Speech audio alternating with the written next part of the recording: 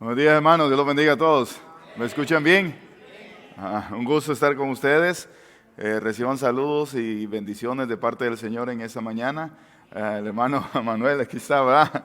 Con nosotros. Y, bueno, yo quisiera que tratáramos de estudiar la palabra del Señor en esta mañana y lo hiciéramos de una manera en que lo haría un judío del primer siglo, ¿no? ¿Cómo lo harían ellos? ¿Cómo ellos analizarían este pasaje? Y la razón, hermanos, es que vivimos en un mundo tan alejado de cómo era la iglesia del primer siglo y cómo era el ambiente del primer siglo, que a veces hay cosas en la Escritura que no las entendemos, que pasan por alto. ¿Por qué el primer milagro de Jesús fue convertir el agua en vino, por ejemplo? ¿Hay alguna razón? ¿Hay algún contexto? ¿Existe, más allá de lo evidente, algo que nos pueda guiar acerca de las razones? Y obviamente hay una conexión con el Antiguo Testamento en el hecho de que el vino representa en el Nuevo Testamento pues gozo, alegría en esa cultura. Representa vida, bendición y por lo tanto pues participar del vino es participar de una celebración. Y esto viene a ser en sentido tipológico diferente a lo que ocurrió cuando el Señor va donde Faraón y le dice que deje ir al pueblo y el río, ¿qué pasó? Se convirtió en rojos. El rojo de sangre representa juicio o muerte y destrucción. Entonces, todas estas cosas en la Escritura a veces no las entendemos, hermanos. ¿Por qué? En primer lugar, no hablamos el mismo idioma. Ellos hablaban hebreo, arameo y griego. Nosotros hablamos español o inglés. En segundo lugar, hay una brecha histórica, lingüística, cultural de 2000 años, ¿no? Ellos son semitas, la manera en que creaban significado era diferente a la manera en que nosotros creamos significado. Un ejemplo, para hablar de amor, dice Pablo, siendo más occidentalizado, el amor es sufrido, el amor es benigno, el amor es todo lo puede, todo lo espera. Es decir, da una serie de conceptos de lo que es el amor. Y luego ilustra, ¿no?, ese concepto, y así lo hacemos nosotros. Empezamos y damos un concepto de una palabra y luego la ilustramos para poder entender el concepto. Un judío un medio oriental creaba significado contando una historia. Por ejemplo, Jesús, en lugar de decirnos el amor es sufrido, el amor es benigno, nos dice, déjame te cuento una historia, y la historia que te voy a contar es la de un muchacho que se llamaba Pródigo. Y empieza y te cuenta una historia en lugar de hablarte que el amor es eso y lo otro, te cuenta algo de manera que toca la esencia natural del ser humano, que nos gusta escuchar historias. Nos gusta que nos digan eventos, cómo ocurrieron, de ahí que nos fascinen las novelas. ¿O a cuántos les gustan a veces las novelas? ¿No? Les gustan las películas, porque queremos entender los conceptos por medio de un relato, y en este caso, pues, el Señor nos contaba una historia. De ahí que en el Evangelio de Juan, por ejemplo, tenemos una fotografía del Señor. En el Evangelio de Marcos, el Evangelio de la acción. Palabras como inmediato, enseguida, luego, se repiten muchas veces en Marcos. A Marcos, que escribe a los romanos, a ellos no les interesaba quién es tu papá, quién es tu mamá, como sí a los judíos, que ustedes ven la genealogía, que escribe a judíos, a él le interesa quién es tu papá. ¿Por qué? Porque la Escritura decía que el hijo de David iba a reinar sobre el trono de David para siempre. Entonces es importante saber quiénes son los hijos de David. ¿Y de quién es hijo el Mesías? Dijo el Señor. Y ellos dijeron de David. Entonces, todos esos elementos que se nos pasan por alto, hermanos, a mí me pasó muchas veces. Yo no entendía muchas cosas y fue con la ayuda del Señor que fui aprendiendo cada día más, y todavía debo reconocer que la sabiduría de Dios es tan grande que apenas estamos tomando una gota, ¿no?, de ese mar de conocimiento del Señor. Dice Eclesiastés, capítulo 4, verso 1. Me volví y vi todas las violencias que se hacen debajo del sol, las lágrimas de los oprimidos sin tener quien los consolara. Eclesiastés capítulo 4, verso 1. Me volví y vi todas las violencias que se hacen debajo del sol y las lágrimas de los oprimidos sin haber quien los consolara. En las versiones inglesas dice así también esta palabra: no había consuelo para ellos, pues la fuerza estaba en manos de sus opresores. Pero en las versiones inglesas dice, la fuerza estaba en manos de los opresores y no había quien los consolara. Y uno se pregunta, ¿a los opresores? Ahí había un orden extraño, pero en la escritura hebrea es posible. Es decir, Eclesiastés me está diciendo que él vio que los pobres sufrían violencia y no había quien los consolara. Y que los opresores que tenían la fuerza tampoco tenían consuelo. Y la primera reacción a esto, ¿qué es? ¿Cómo un opresor necesita ser consolado? ¿Por qué Dios se ocuparía de un opresor? ¿Por qué Dios se ocuparía de un tirano, de un dictador, por ejemplo? ¿Por qué Dios tendría cuidado de alguien que ha oprimido al pueblo? ¿Ustedes creen que Dios tiene cuidado de los opresores también? Es una pregunta ética bastante fuerte, ¿no? Pero en la teología nos enseña que Dios ama a todos, que Dios murió por todos, que dio su vida por el pecador, y eso incluye a los tiranos y opresores. Y es ahí, hermanos, donde nosotros debemos entender de que hay una situación en el mundo que se llama hipocresía.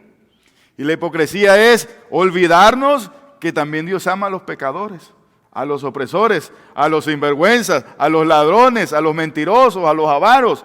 Obviamente Dios quiere que cambien, que dejen el pecado, pero hermanos, esta historia que vamos a ver es una clásica de Lucas que le fascina lo que los críticos de la redacción llaman una yuxtaposición, que es compaginar o conectar dos eventos que aparentemente no tienen relación, pero que Lucas nos está invitando a que reflexionemos bajo la misma óptica.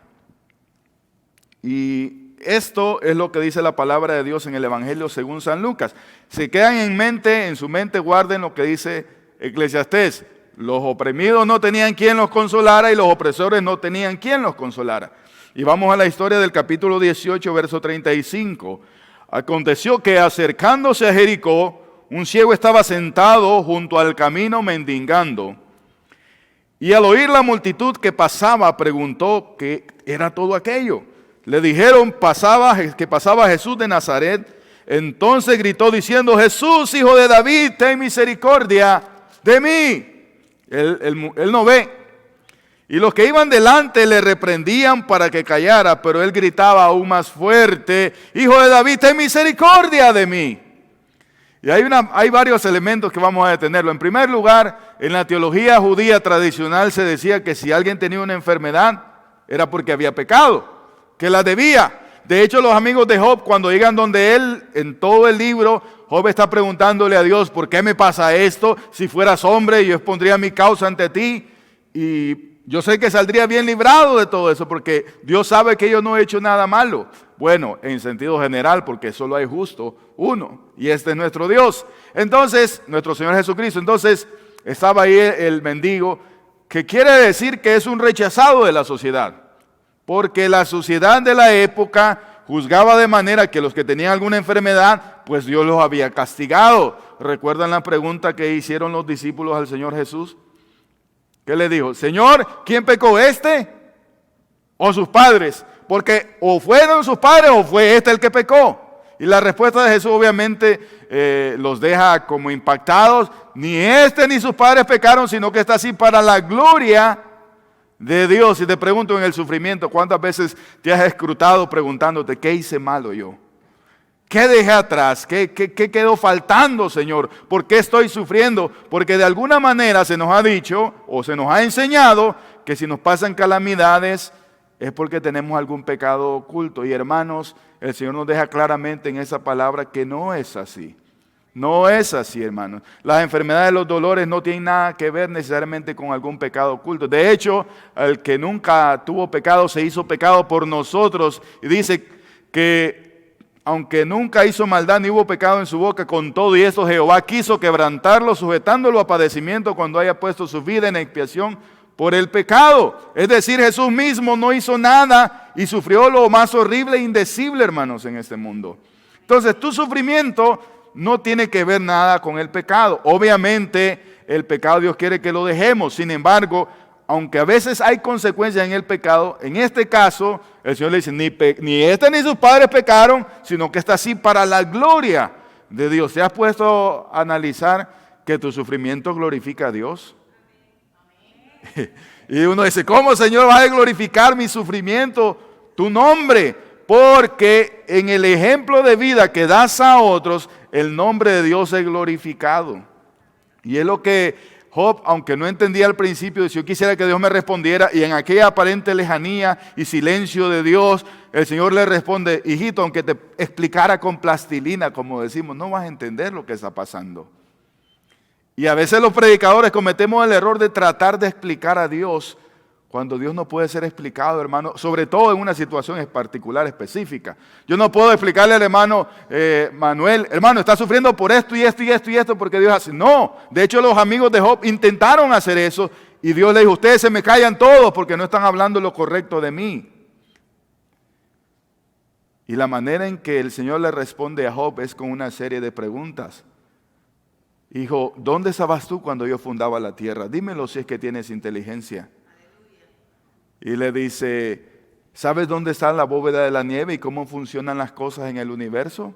¿Puedes entender eso? Oh Dios, dice Eclesiastés, tú has puesto eternidad en el corazón del hombre sin que éste alcance a entender la obra de tus manos, la que hiciste del principio hasta el fin. Dice también el salmista, los cielos de los cielos nos cuentan la gloria de Dios y el firmamento nos anuncia la obra de sus manos. Cuando veo los cielos, obra de tus manos, me pregunto, ¿qué es el hombre para que te acuerdes de él y el hijo del hombre para que le visites? Lo hiciste poco menor que los ángeles, pero lo coronaste de gloria. Y eso, hermanos, es lo que pasaba con el pueblo. Aquel pobre ciego que en verdad veía más que lo que veían, hermanos. Y vamos a ver, porque esos son los detalles de la Escritura que a veces yo siento que debemos quedarnos un tiempo. Y le doy gracias a los hermanos que me han dado 2 horas para predicar. No. Que tenemos un buen tiempo para desarrollarnos, porque el ciego está siendo despreciado por la multitud. La multitud lo oprime y la multitud lo desprecia por su condición de enfermedad. En ese tiempo, hermano, las enfermedades venéreas, no habían cesáreas y muchos niños cuando venían el canal de parto pues quedaban ciegos por eso. Este ciego pues había perdido la vista quizás por catarata, cualquier cosa como glaucoma, lo había dejado ciego y está sufriendo esto y no tiene de otra más que pedir, más que mendigar en la calle, la misericordia de la gente, y esto se ha vuelto su profesión.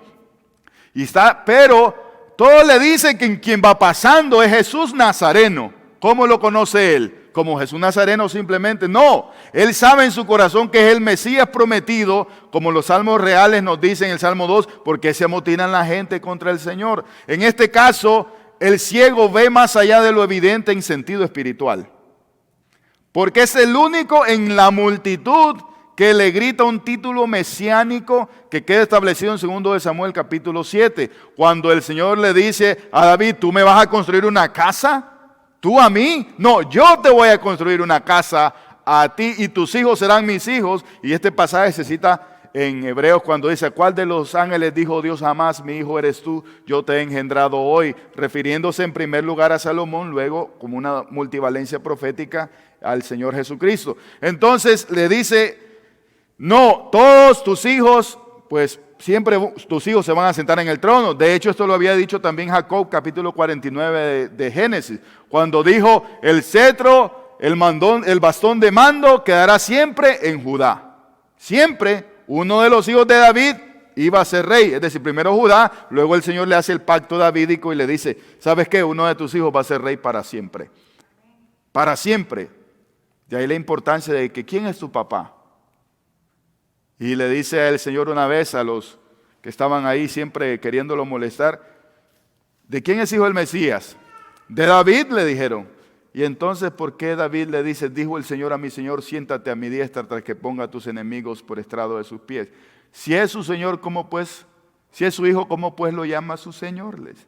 Obviamente Cristo apunta a su preexistencia, al verbo eterno. Como hijo en la carne sí, pero él mismo dijo antes que Abraham fuese. Yo soy el padre de la nación, yo lo hice, yo hice esta nación y sin él nada de lo que ha sido hecho fue hecho. Entonces este ciego sabe quién va pasando ahí, el que no ve, veía. Y miren, esto queda confirmado, hermanos, porque cuando aquel muchacho es sanado y lo interrogan, ¿cómo te sanó? Dice que no, él hizo lodo con la saliva, me untó y me dijo, ve y lávate. Y veo. No, y le volvían a preguntar porque no creían. Y le llaman a los papás, ¿este es su hijo? Sí. ¿Nació ciego? Sí. ¿Y cómo ve ahora? Pues sabemos que es nuestro hijo y sabemos que nació ciego. ¿Cómo ve? Eso no lo sabemos. ¿Edad tiene? Ustedes pregunten. Y le vuelven a preguntar al muchacho. Y el muchacho les dice, ¿se quieren hacer ustedes discípulos también de él? Ya les dije que no sé cómo me sanó, pero sí sé que era ciego y que ahora puedo ver. Ese es en Juan capítulo 8. El Señor les dice, Si ustedes dijeran que no ven, ciertamente serían perdonados, pero como ahora dicen, aquí vemos, vuestro pecado permanece.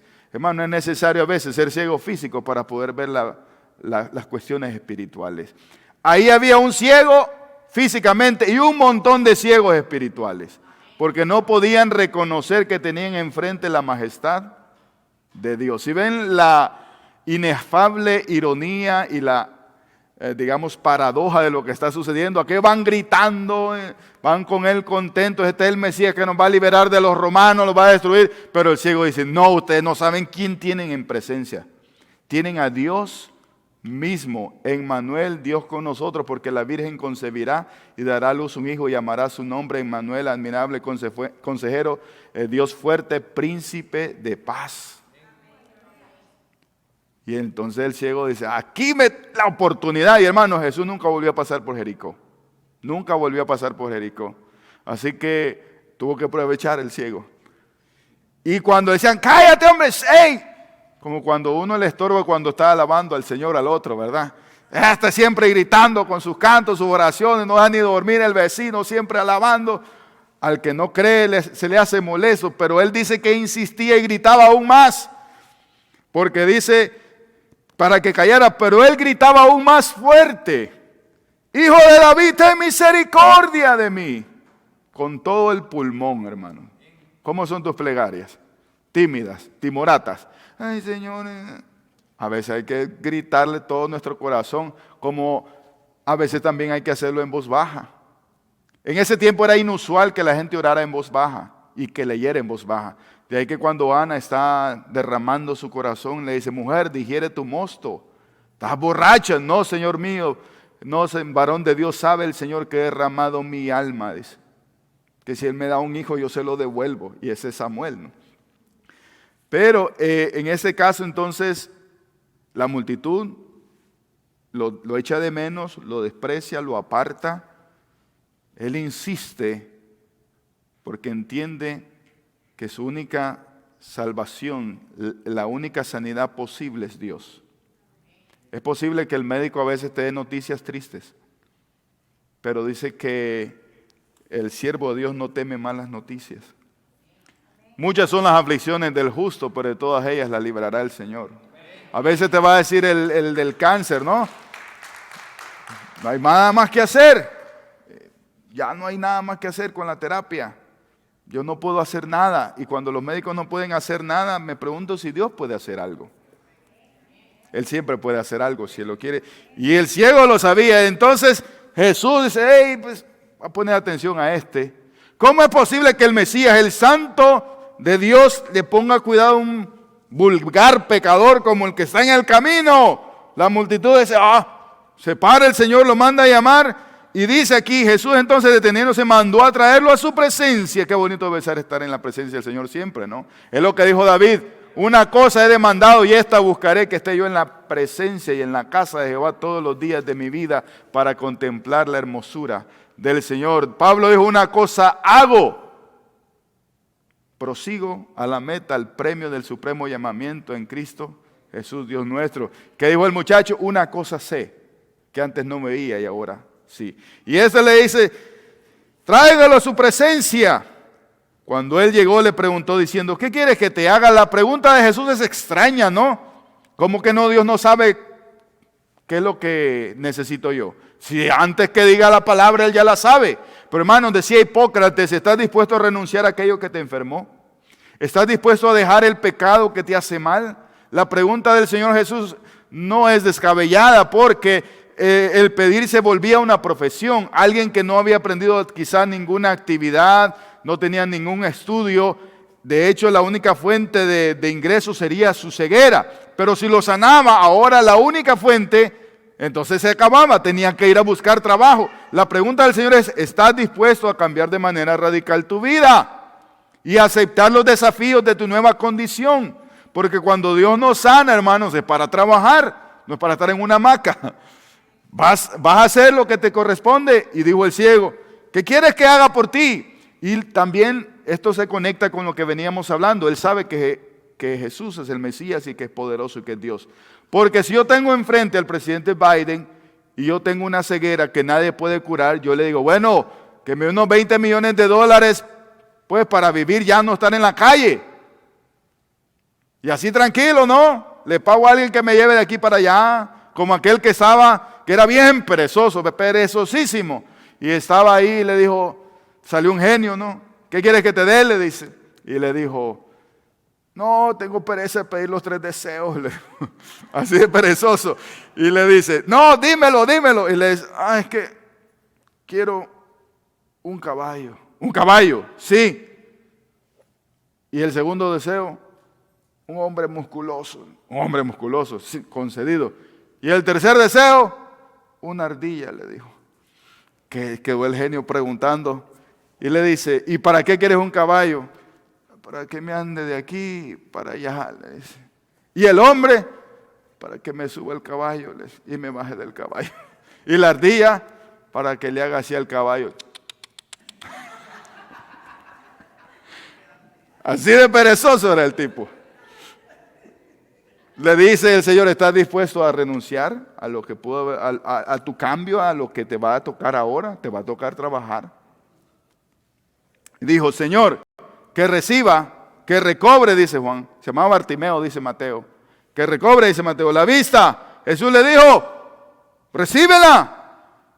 Tu fe te ha salvado. Porque es la fe la que declaró de antemano que Él era el Mesías prometido de Dios. Es la fe de este ciego que asume que Dios es capaz de hacer cualquier cosa. Es lo que dicen, lo que dicen aquí, esperanza, sanidad y hogar. Pero no solamente la sanidad del cuerpo, en especial la sanidad del alma, de saber que Él es aceptado, que es recibido, que es bienvenido en la casa de Dios. Y eso es lo más hermoso que hoy tenemos. Es posible que a veces no sanemos físicamente, pero si somos recibidos en la casa de Dios, estamos completos, hermanos. ¿Recuerdan lo que dijo Saúl cuando se le apareció Samuel con la divina de Endor?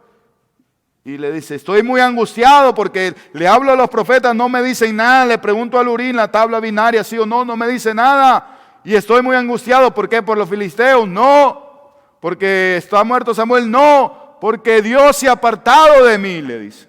Así que el problema no es estar enfermo, es no tener los problemas mismos, la angustia. El problema es que Dios no esté con nosotros. Pero como Dios ha dicho, he aquí yo estoy con vosotros todos los días hasta el fin del mundo. No temas ni desmayes, siervo del Señor, porque Jehová tu Dios estará contigo todos los días de tu vida. No temas se repite 365 veces en la Biblia, una vez por cada día. Lo primero que Dios te dice en la mañana es no temas.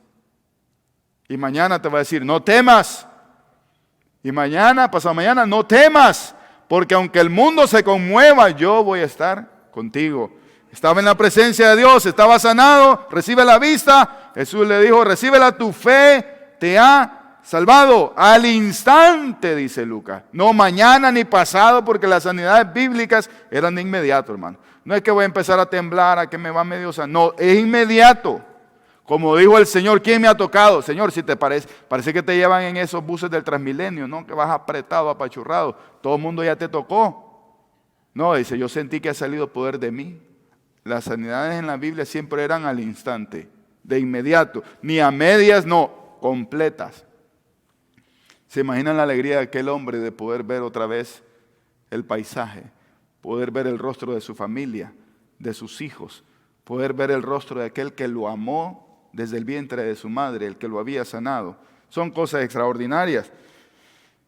Al instante recobró la vista y seguía glorificando. Un corazón agradecido, hermano, lo primero que hace es glorificar a Dios cuando ha sido bendecido. Seguía glorificando a Dios y todo el pueblo cuando vio aquello se contagió, hermanos, porque el corazón que alaba contagia a otros corazones y empezaron a alabar y a glorificar. Así que no solamente el acto de la sanidad lo hizo para el ciego físico, sino para los ciegos espirituales que ahora también están aprendiendo a alabar el nombre de Dios por medio de aquel acto maravilloso que Dios ha hecho en la vida.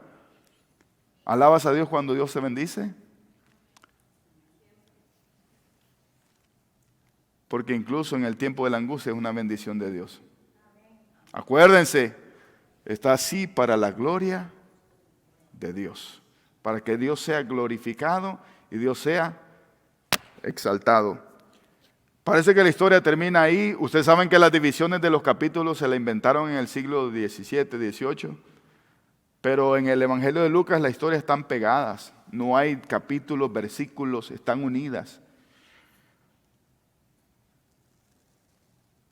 La multitud que oprimía a Bartimeo, el Señor les dice, yo tengo cuidado de él y lo voy a consolar. Y este mundo, hermanos, es así. A veces seremos oprimidos, rechazados, vilipendiados, pero Dios te consolará.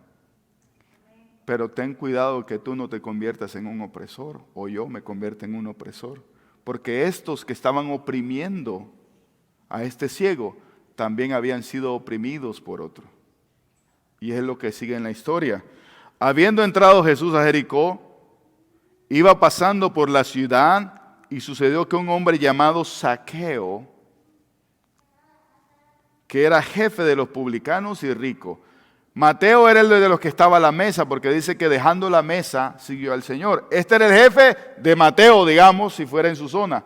Y eran los que recolectaban los impuestos. ¿Por qué eran tan odiados? Un ciego y un publicano era de la peor calaña, hermanos. Era lo peor en esa sociedad. Una mujer con flujo de sangre era la peor basura en esa sociedad. ¿Por qué? Porque habían pecado y algo habían hecho.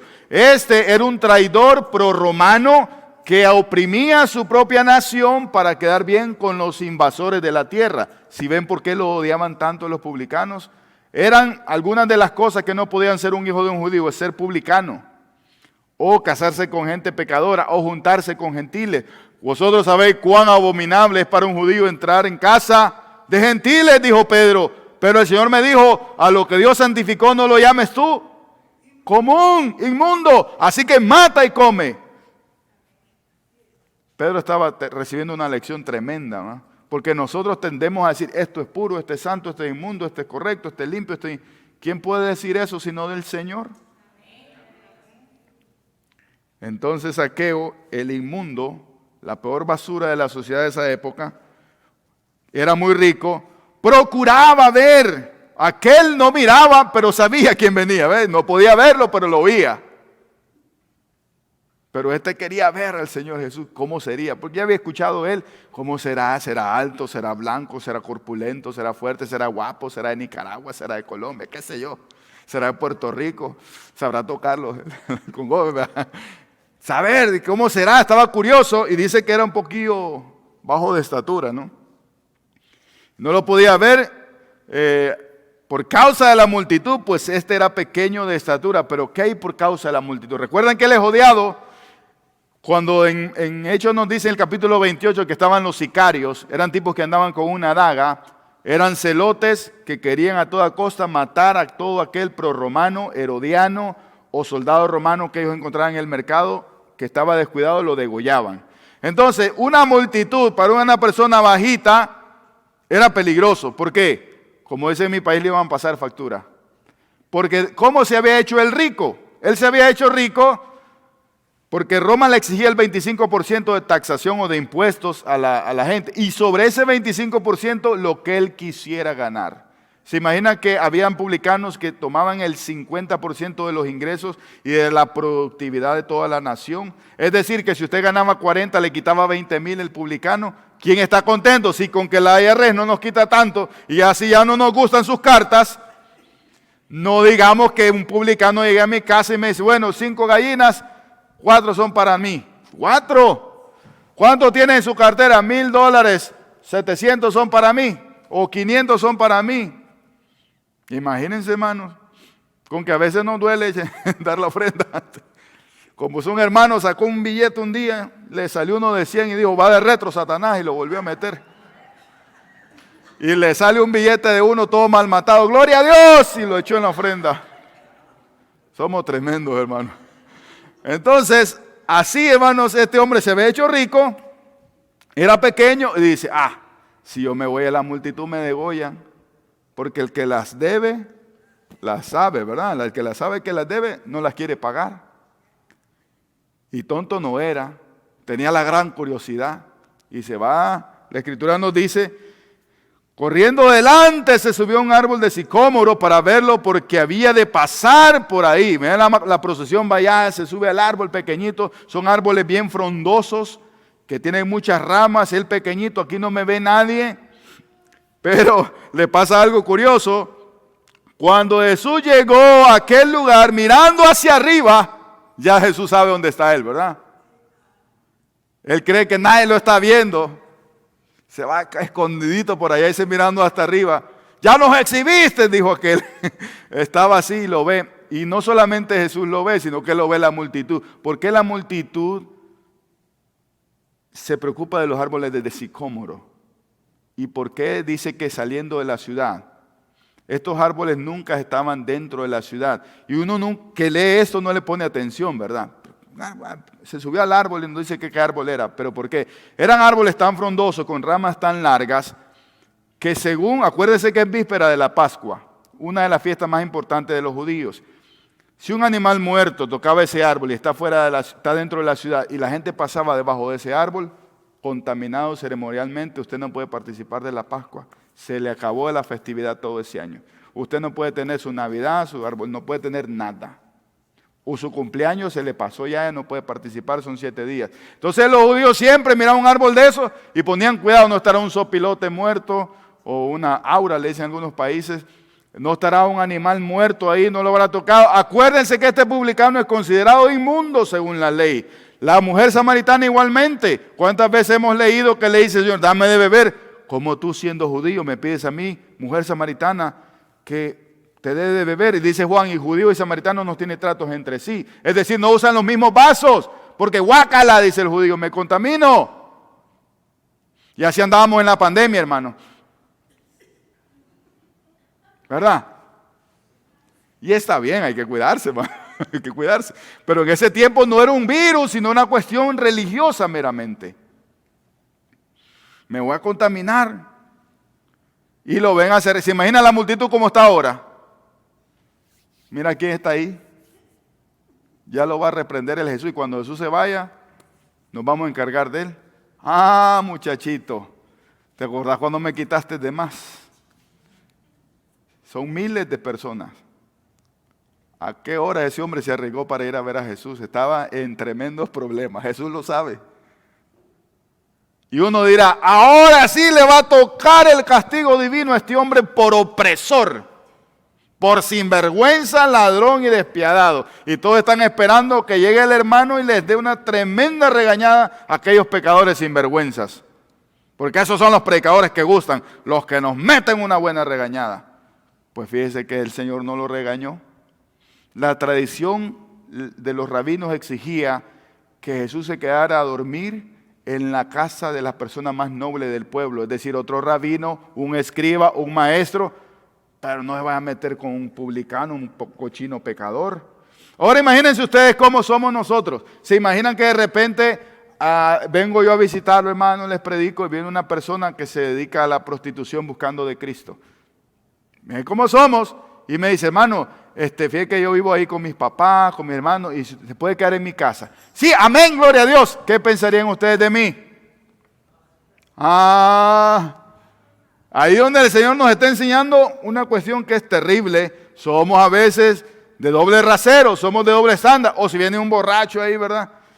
Hermano, vamos a comer. Fíjate que ya me invitó el Señor que anda tomado, pero para llevarlo a la casa, y se va a ir con el borracho el hermano y no se fue con nosotros a comer. ¿Cómo te sentirías, no? No, si nos despreció a nosotros los santos y se fue con aquel pecador sinvergüenza cochino. ¿Y qué hizo Jesús? Vi bajo el sol todas las tristezas y las lágrimas de los oprimidos, sin haber quien los consolara, porque la fuerza estaba en manos de los opresores y a estos tampoco había quien los consolara. Zaqueo era un hombre solitario, sin amigos, necesitado de Dios, odiado por la gente, un opresor del pueblo, pero que Dios lo amaba. Así como te amó a ti con tus pecados y a mí con los míos. Porque cuando estábamos muertos en nuestros delitos y pecados, Cristo murió por nosotros. Dice, Señor, haz mi carácter como el tuyo. Hermanos, es bien difícil no ser prejuiciosos, no ser hipócritas. Es bien difícil. Es bien difícil no mandar a la gente que no piensa como yo al infierno rapidito. Rapidito. Pero yo quiero ser como el Señor. Yo quiero ver a los demás como Dios los ve, pero no es fácil, hermano. Dios entiende que este hombre tiene una necesidad de él. Zaqueo, no me voy a quedar con el rabino, ni me voy a quedar con el principal de la sinagoga, ni me voy a quedar en la casa del hombre rico, me voy a quedar contigo el pecador porque necesito hablar un par de cositas importantes. Pero esto no le gustó a la multitud. Entonces él descendió deprisa y lo recibió ¿cómo? Gozoso, lleno de alegría. Al ver esto todos murmuraban diciendo que había entrado a hospedarse en casa de un hombre pecador. Hermanos, ¿no eran estos los que iban alabando hace poco? ¡Ah, qué tremendo! ¡Qué bendito el Señor! ¡Qué clase de predicación nos dio el hermano Manuel! ¡Amén! Míralo, allá va, ni a Dios dijo. Casi me atropella. Un ejemplo, hermano. Un ejemplo. Te tomo de ejemplo porque tengo confianza. Estos que estaban glorificando, no había ni pasado una hora cuando ya estaban criticando al Señor Jesús. El barro hablando del alfarero. Las palomas disparándole a la escopeta, hermano. Porque él no había venido a buscar los que estaban sanos, ¿verdad? Porque los sanos no necesitaban de médico. Yo vine a buscar y a salvar lo que se había. Y todos ellos estaban perdidos, hermanos. La diferencia es que unos lo admitían y otros no. Yo estaba perdido en mis delitos, pero el Señor en su gracia me alcanzó. Señor, se puso, está contento el hombre. Mire, cuando uno está contento, pida, usted pida. ¿Por qué? Porque contento uno anda blandito. Yo no estoy tan contento, así que no me pida mucha. ¿Cómo no, hermanos? Señor, la mitad de mis bienes. Oiga bien, una promesa, y hace una promesa de restitución. Le doy a los pobres, se lo doy. Y saben que aquel rico que llegó aquel joven, Señor, ¿qué me hace falta para heredar la vida eterna? O sea, va a la iglesia todos los domingos, amén. Los miércoles, amén. Oro, amén. Doy ofrenda, amén. Canto, amén. Todo era amén. Dame la mitad. Dame, ¿cuántos carros tenés? 2. Dame uno. ¡Ay, no! Vende todo lo que tienes. Te falta una cosa, le dice. Que me está diciendo pura mentira. Porque si amaras a Dios, amarías a tu prójimo. Y si amarías a tu prójimo, darías todo. Y si ese muchacho lo hubiera hecho, Dios le multiplica 100 veces, hermano. Pero no lo hizo porque le dolían los dólares, hermano. Como el que dio la ofrenda. La mitad, miren que no guardaba la ley, que era un sinvergüenza, de su corazón dice, le doy la mitad de los bienes a los pobres, y si he defraudado a alguien, sabe, yo creo que sí, le devuelvo cuatruplicado. Lo que la ley decía. Natán le dice a David, un hombre que tenía un montón de ovejitas, vino, se le dio una visita y tenía un vecino que tenía una ovejita, que dormía con él, la sustentaba. Y el rico, por no matar a una de sus ovejas, se comió la del vecino pobre. Aquel lleno de ira, ese hombre es digno de muerte, merece pagar por 4. Es lo que la ley decía. Y dice Natán, ese hombre eres tú. Uy, 4 hijos de David mueren violentamente. Adonías, Absalón, Amnón y no recuerdo el otro. Violentamente. Y el último que mata a Salomón, su hermano. Dicen que por la boca se muere el pez. Él mismo dio su sentencia. Y de él el Señor le dice, tú que no tuviste cuidado de la mujer de tu prójimo, pero sí de las ovejas,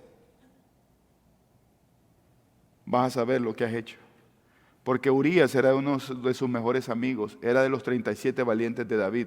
No le había quitado la mujer a cualquiera, sino a su amigo. Pero hermanos, ya que el tiempo avanza, ¿cómo vamos? ¿Cómo estamos? ¿Vamos bien?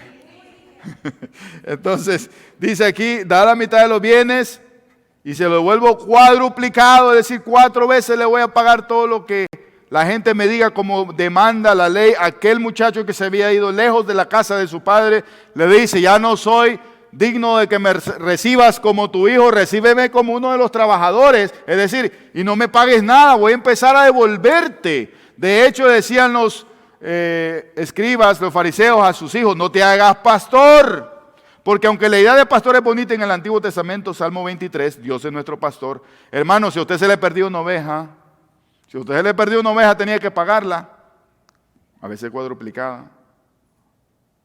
Entonces eso de pagar de la ley estaba completo. Entonces mejor no te metas a pastor. No te vayas a meter a pastor porque es complicado. El buen pastor su vida da por las ovejas. Hermanos, y esta oveja, una era negra y la otra era blanca, como decimos. Y siempre nos dicen, son la oveja negra de la familia, ¿sí o no? ¿Y por qué decimos eso, hermano? Porque Dios igual amaba a todos por igual.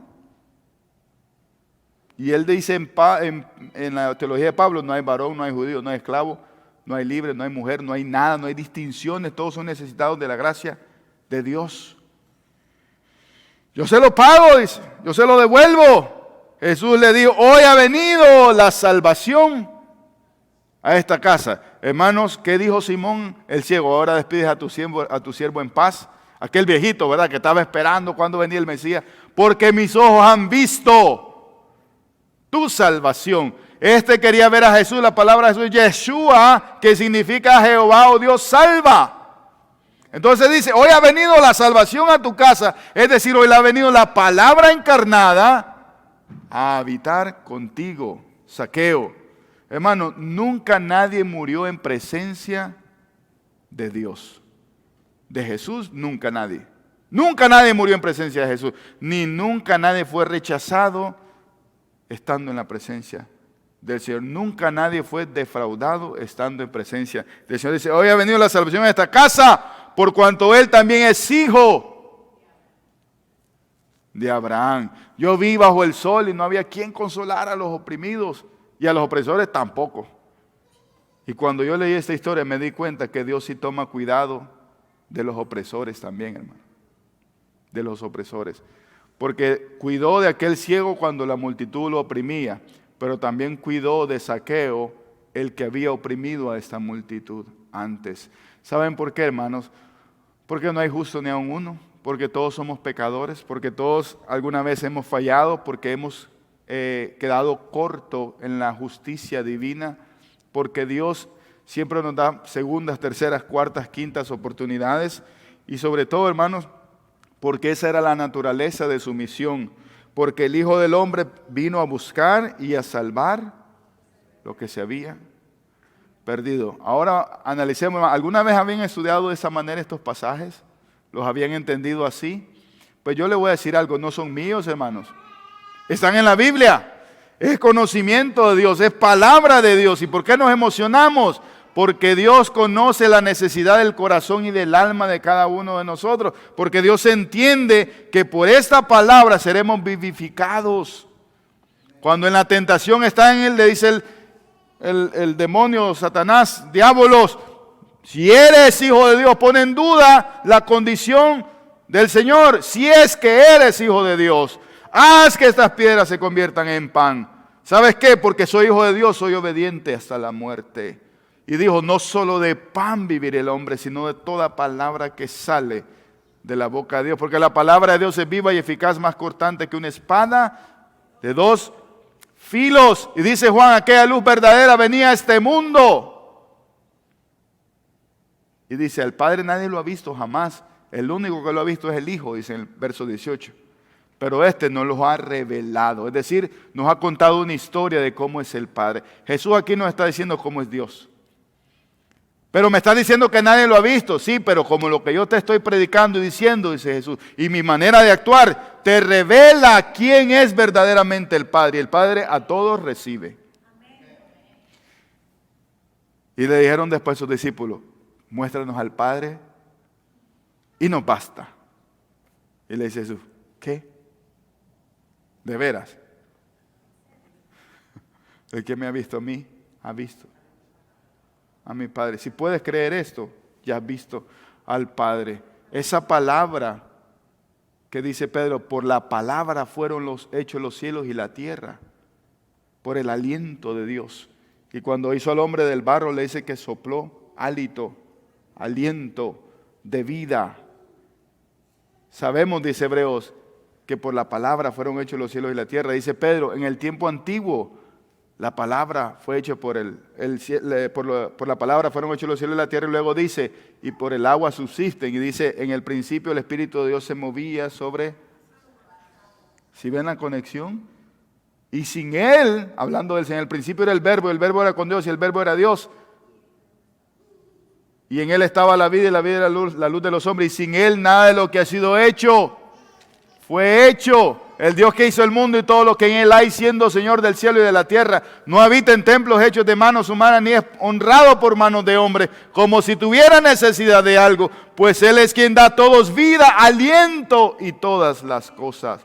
De una sola sangre hizo todo el linaje de los hombres para que habiten sobre la faz de la tierra, y le ha prefijado el orden de los tiempos y los límites de su habitación, para que busquen a Dios y en alguna manera palpando puedan hallarlo, aunque ciertamente no está lejos de cada uno de nosotros, porque en Él vivimos, nos movemos y somos, como algunos de vuestros propios poetas también han dicho, linaje suyo somos. Siendo pues linaje de Dios, no debemos pensar que la divinidad sea cosa semejante a oro, plata, escultura de arte, de imaginación de hombre.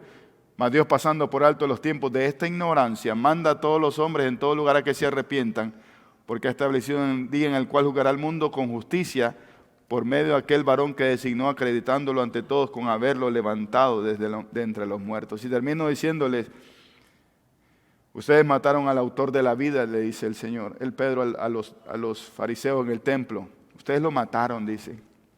Yo les digo que en ningún otro hay salvación, porque no hay otro nombre dado a los hombres en que podamos ser salvos, sino Jesucristo, hombre. Y el Verbo y la palabra se hizo carne y vivió como uno de nosotros. La traducción es, y puso su tabernáculo, como lo hizo allá en el desierto con el pueblo de Israel, puso su tabernáculo con nosotros y habitó entre nosotros. Y dice Juan, y vimos su gloria, gloria del unigénito del Padre, lleno de gracia y de bondad. Yo no sé si ustedes vieron hoy la gloria de Dios en esta historia, pero yo sí. Quiero decirles, hermanos, que el amor del Padre es así. Aunque nos moleste a veces que reciba gente que es como que no nos gusta mucho, Él es así, hermano. Porque todos somos hijos de Abraham y somos sus hijos. ¿Saben que cuando en la historia del hijo pródigo le dice al muchacho, era necesario hacer fiesta porque este tu hermano que andaba perdido, estaba muerto, ha vuelto a la vida? Yo les invito, hermanos, en la aplicación, que ustedes alguna vez de pronto fueron oprimidos. Tristemente algunos hemos sido opresores, pero por la gracia de Dios todos hemos sido amados. Y en esto quiero decirles, hermanos, que tengamos el corazón de Cristo para recibir a todos con los brazos abiertos, sin importar la condición. Que mi Dios los bendiga.